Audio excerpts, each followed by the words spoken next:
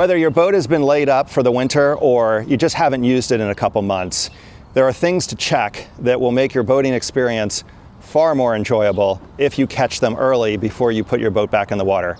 Let's take a walk around the outside of this boat and I'll point out all the points that we should consider fixing or repairing in some way if necessary. It could just be as easy as a little spray of lubricant. Then we'll get in the boat and we'll do the same thing on the inside, and we'll figure out what it's going to take to get this boat ready to get back in the water. Be sure to have a pad of paper, or you could even use your phone to take notes so that you can list products that you may need to make these repairs when you go into shop at West Marine, for example. Right here on your cockpit scupper drains, come in and take a closer look. I'll show you these rubber flappers. You want to pay attention that these rubber flappers are pliable. You might want to apply some vinyl lubricant or vinyl moisturizer to these to get them to loosen up. If they form up in the up position, you want to replace them. The reason why is these are designed to block water from going in from your transom into the cockpit, and when they flap down, they keep water out. All of your other thru-hulls, you want to check come in and just take a closer look at this. You want to check the circumference to make sure that it's all sealed. You've got no cracks, no leakage coming out the bottom, and if you do, you want to inspect and see if this needs to be rebedded. Your drain plugs, check that they're secure. Go ahead and tighten them all the way. Most drain plugs have an O-ring on them that you're going to want to inspect and make sure that this O-ring right here is good and soft and pliable. You pull this O-ring off from the outside and you can install a new O-ring very easily. As far as the motor is concerned, there are grease ports. On this particular boat, it has a jack plate, so there's more areas to grease. Each of these, come in and take a closer look, has grease zerks. This is a grease zerk, and by pumping grease into there, it lubricates this area up here to allow the metal to slide against each other. There's also grease zerks on your motor steering system that you would want to inspect and make sure that you have good, clean grease coming out in any area that pivots. On most motors, you'll be able to see it right here and right up here. And you should have clean grease that comes out. Each motor has a zerk in a different area, so I'll skip that point, but you do want to make sure that your motor steering hinge assembly is properly greased. In addition to checking your steering lubrication and your jack plate lubrication if you have one, you also have to check your drain and overflow on your lower unit. Come around to the other side of the motor and I'll show you those. This down here is your drain plug. It looks just like this one, which is your overflow. You want to check for visually any kind of corrosion, any paint chipping, anything that looks like we might get some leakage here, and also down here on the bottom. A visual inspection is sufficient. If it looks clean, it's likely not leaking or water is likely not getting in. Check your prop lastly and make sure that it's good and tight. Give it a good shake.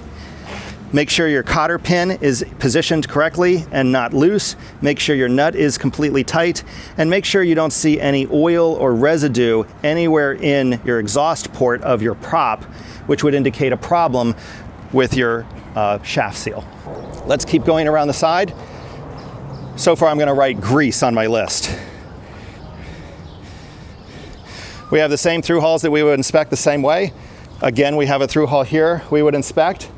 We would visually inspect the hull and make sure there's no cracks or chips or any gel coat repair. This is your fuel vent. Fuel vents look a couple of different ways on different boats. This particular one looks like this. You can take an Allen key and remove this center, make sure there's no debris in there. Other ones, you would just want to inspect the underneath side where the air would vent out and make sure there's no obstruction. If this becomes sealed, it could create a vacuum in your fuel tank, preventing fuel to get to the motor. You want to inspect your navigation lights on both sides, and don't forget your anchor light, which is at the stern. We'll do that when we head back there. Inspect, make sure they come on, make sure they are sealed, make sure the glass isn't cracked and there's no water intrusion. If you trailer your boat, you want to take a good look and really give your your trailer eye a good shake. This is under a lot of pressure when you trailer, so you always want to make sure that this hasn't cracked or come loose in any way, and that you don't have to rebed it. Also, it's connected on the inside, which we'll show you when we get up in the boat. Let's go around on this side. We've got the second navigation light. Again, we're looking through for any cracks or any defects that have come through on the gel coat, and address anything that we see. In this boat, we don't see any of that. This is a brand new, beautiful boat. Lastly, for the exterior, we want to look up under the boat and see if any sandbarring or any abrasion has occurred in the center of the keel. I'll show you where to look for that. So right up under here, and if we give it an angle shot right down, you'll be able to see this particular boat has two areas, because it's a tunnel hull, where chafing, chipping, rubbing can occur. And what will happen is, if you don't repair these gel coat areas, they could collect water and eventually become worse, chipping off more and more gel coat. Of course, we don't have that on this brand new boat, but that is an area that you want to inspect. Always make sure that your ladder is fully retractable. As the ladder ages, these will get old, and you'll need to lubricate these. That's the second thing I'm going to put on my list, is lubrication for the ladder. We'll also use this same type of lubrication in the boat, particularly on the battery terminals. This bungee is something that generally needs to be replaced every season. It'll stretch out, and it keeps the ladder from deploying too far when it folds out, if you want to keep it positioned up. It'll also, on this particular boat, attach to the grate here on this boarding platform to keep it from flipping out. Let's go ahead and get in the boat, and we'll take a look at the interior inspection points. The first thing we're going to check is our bilge area. Come on in and let me show you what we're going to look for. Most all boats have clear access to the bilge. The first thing that you want to look at is your bilge pump. You want to go ahead and disconnect it, pull it up, turn it over, and make sure that that impeller is clean and clear of debris. Another inspection point in the bilge generally is your fuel filter. Some boats have the fuel filter mounted outside. This particular boat has the fuel filter mounted inside. Let's take a closer look. Some fuel filters have a water collection at the bottom, which you can drain. Some fuel filters do not, and the water collects in the bottom portion of the filter. Either way, it's a good idea to replace this filter every year. In this particular filter, you just replace the cartridge and you keep the bottom water collection. In filters without this bottom water collection, you would replace the entire filter. It simply screws into the housing up on top, and always apply a little bit of oil to the filter to help the gasket seal to the bottom of the housing. You want to inspect your thru-hulls very carefully. What you're looking for is any cracking around the gel coat on the interior. You're looking to see that it's secure and there's no visible sign of any water leakage. This boat has two, so I would inspect them both equally. Next up, we want to check the bilge for general debris, oil, dirt. This bilge is completely clean, and if you zoom in, I can show you this is the path that the water travels to the drain plug that we inspected earlier. What I'm looking for in this area is oil, sand, debris, anything that would indicate there's a problem within the boat. Next up, we need to inspect the electrical connection on our anchor light. Most boats have a removable anchor light, and you want to look and closely inspect these fittings and also the male fittings on the inside of the socket. These will corrode over time and need to be replaced. There is some lubricant that we can put on this. It's dielectric grease. I'm going to put that on my list also. Next up, let's visually inspect the helm. I want to ensure all my switches, whether you have stainless steel press buttons or paddle switches, whatever switches you have, make sure that they're all functioning, they're moving freely, there's no water damage. We will look at the back side of this next. You want to visually inspect everything from this end. Make sure your steering wheel is free of wiggles, and that it doesn't have any air gaps, and you can feel air gaps when you spin it. It'll feel like a blank spot or a skipping spot as you're turning the steering wheel. Inspect your throttle, push it all the way forward, pull it all the way back, and ensure that it's free flowing and that it easily snaps into neutral. This boat is equipped with dual Garmin multifunction displays. Turn them on, check for cracks, check for functionality, make sure that your transducer is connected, you're getting a good sounder reading, make sure everything is functioning as it did when you stored your boat. First, let's look at the battery terminals. You want to visually inspect the connections. You can freely touch these with your fingers. You can even touch both of them. You will not get electrocuted. It's the way that a 12-volt battery system works. Inspect them for corrosion, any kind of buildup. If you do have corrosion and buildup, you will need to remove this, clean them, and lubricate them.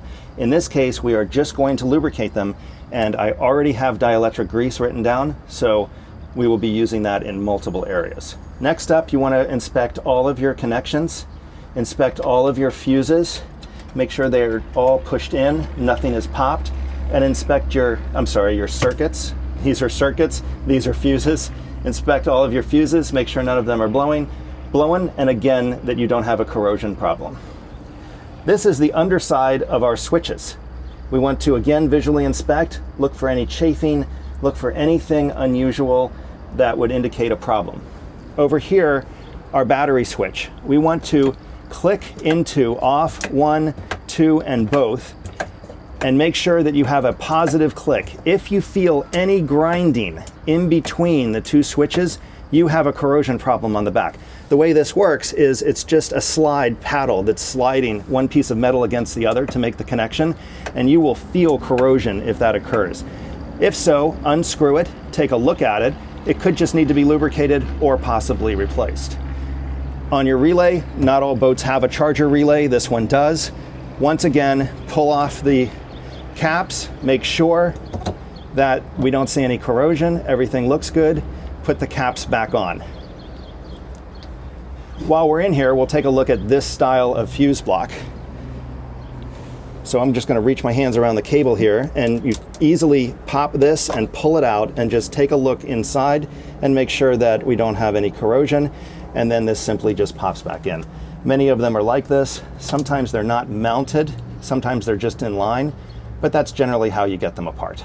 This boat is equipped with hatches with both a rubber seal and a gas strut. This gas strut is actually failing. So you'll see if I put it right here, it wants to drop. That could be dangerous. I'm going to put down on my list to purchase a new gas strut and replace this. It's very easy to replace. Also, this boat has gasketing that is failing around the front. What that does is it introduces water into the compartment as you're washing the boat, or you take water over the bow.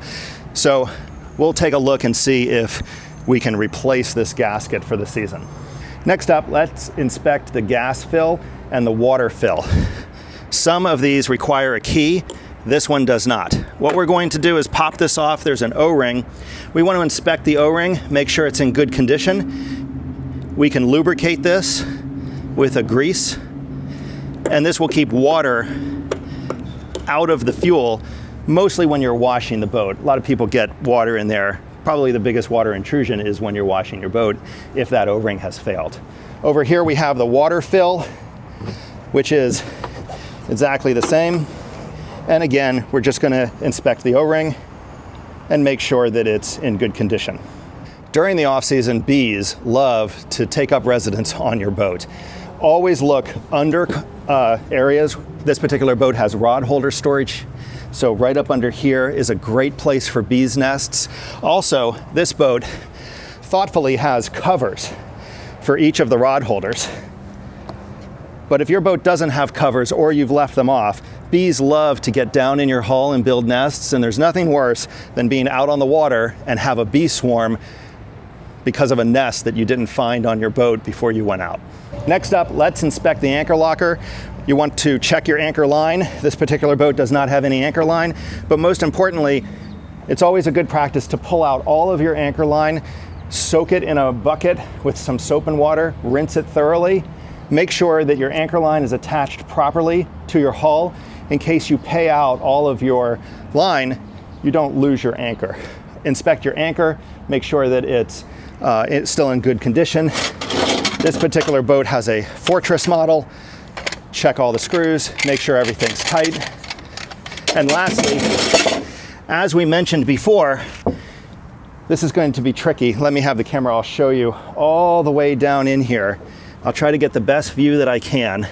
This is the inside of that trailer eye that you want to visually inspect, just like we inspected the thru-hulls. Look for cracking, look for water intrusion, make sure that it's solidly connected. That trailer eye is on a tremendous amount of stress while trailering and pulling your boat onto the trailer. Next up is to do a safety inspection of all of your safety gear.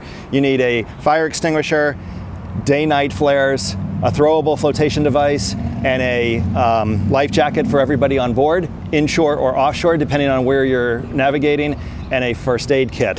When you inspect your fire extinguisher, you want to check to make sure it's in the good range, and there is a date code on the bottom, and you want to make sure it's within the appropriate time of manufacture. As far as your life jackets, make sure that your zippers operate freely and that all of your webbing is strong, the connections are good, and there's no concern of the buckles potentially breaking or getting brittle. You need a throwable flotation device, at least one, and this suffices. Also, it serves as a great cushion to sit on. Next up is your safety gear. You can either get the hard box, which has your 3-day night flares, a visual distress signal, and a whistle, and inspect your flares to make sure that they are not expired. You need a minimum, depending on where you're located, they are issued for a 3-year period. Of course, your registration. And the only thing we don't have in here is a first aid kit, so we'll also add first aid kit to our list. Lastly, check all of your cleats. This particular boat has pop-up cleats, and they can get sticky and seize from time to time. There's a lubricant that we can put in this. It's the same lubricant that we'll use in other areas that I'll show you inside. Make sure that this is easy to pull up, and this particular model is designed to stay up. Some do not stay up, some fall back down, and they're designed that way, but make sure it's functioning as it's designed. We've completed our visual inspection of both the outside and the interior of our boat, and now we're going to head inside with our list, and I'll show you some products to apply and correct some of the things that we found that we should address before we go boating. Okay.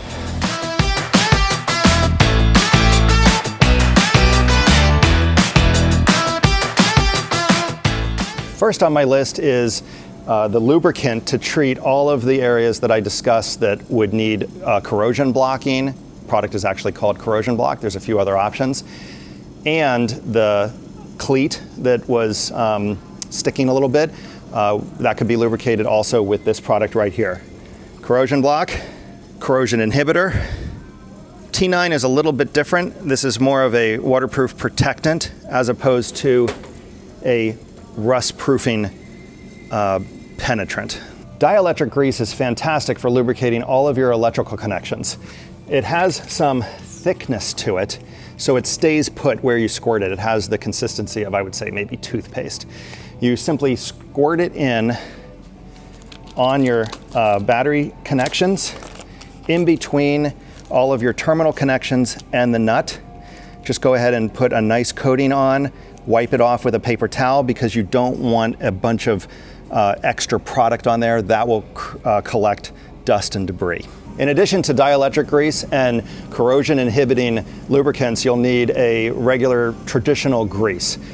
Corrosion Block makes a grease in a smaller tube and a larger tube. So does West Marine, general purpose wheel bearing grease. We also have the larger cartridge and the smaller cartridge pump. And this has the standardized grease zerk fitting that comes right with it.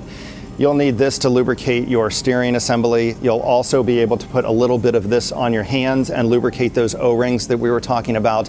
This is a great product that you will use all over your boat when you get it ready to be put back in the water. These are the gas struts that we looked at. They come in packaging like this and they're rated by weight and length. But we sell everything you need when it comes to these gas struts, and you really should pay attention to these. They can be dangerous. If that hatch of that size were to fall down on your head, it could really hurt somebody. If you need to replace your life jackets, be sure to get the right life jacket for the weight of the passenger and the type of boating you'll be doing. We have offshore, we have adult, child, and of course, don't forget the pets. Don't forget about cleaning your hull and your non-skid. Let me show you a few products that are great for various things you might encounter since your boat has been in storage. One is that, let's come on over and take a look at the products. Hull cleaner, rust stain remover. These products use an acidic formula to eliminate the water scum line and rust staining. They also have some viscosity to them to hold onto the side of your boat. Boat washes, such as West Marine boat soap, either the citrus or the heavy duty pink, or pine, woody wax. There's a number of different brands that all do a very good job of removing staining without damaging the wax. Speaking of wax, using a rubbing compound to buff off minor imperfections or scuffs is very effective, and always follow up with a liquid wax to put the protection back on top of the gel coat to keep it from oxidizing. The general rule is if the water isn't beading up, it's time to put another coat of wax on. Your non-skid deck surface requires special care. A deck cleaner with a PTEF additive will clean the deck and provide protection without leaving it slick so people slip. Whether your boat has been laid up for the winter or you just haven't used it in a couple months, there are things to check that will make your boating experience far more enjoyable if you catch them early before you put your boat back in the water.